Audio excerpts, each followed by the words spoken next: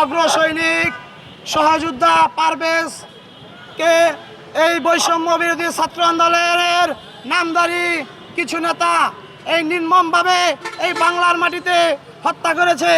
আসলে এটা কোনোভাবে কাম্য নয়। আমরা বিগত সময় 17টি বছর স্বৈরাচার সরকারের জুলুম নির্যাতন সহ্য করেছি। এখনো কি এইগুলো সহ্য করব আমরা? কি বলেন? এইগুলো আর বাংলার মাটিতে সহ্য করা হবে না। বৈষম্য বিরোধী ছাত্র আন্দোলনের নামধারীরা বাংলাদেশের আনাচে কানাচে নৈরাজ্য সৃষ্টি করছে। এই নৈরাজ্য প্রতিহত করার জন্য বাংলাদেশ জাতীয়বাদী ছাত্রদল সর্বদা প্রস্তুত। পারভেজ হত্যার বিচারের দাবিতে আমরা রাজপথে নেমেছি এবং সেই বিচার হওয়ার আগ পর্যন্ত বাংলাদেশ জাতীয়তাবাদী ছাত্রদল কেন্দ্রীয় সংসদের নির্দেশনা মোতাবেক আমরা সবসময় রাজপথে থাকব।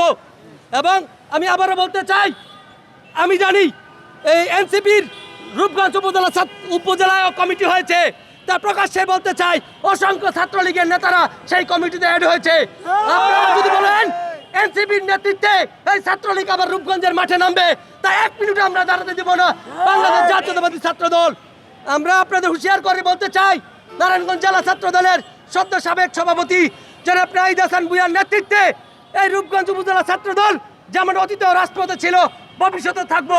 যেই কোনো অরাজকতা মোকাবেলা করব এই রাজপথে দেখেই আবারও এই ছাত্রদল রাজপথে অগ্রণী ভূমিকা পালন করবে, এই প্রত্যাশা ব্যক্ত করেই আমি আমার বক্তব্য শেষ করছি। আসসালামু আলাইকুম।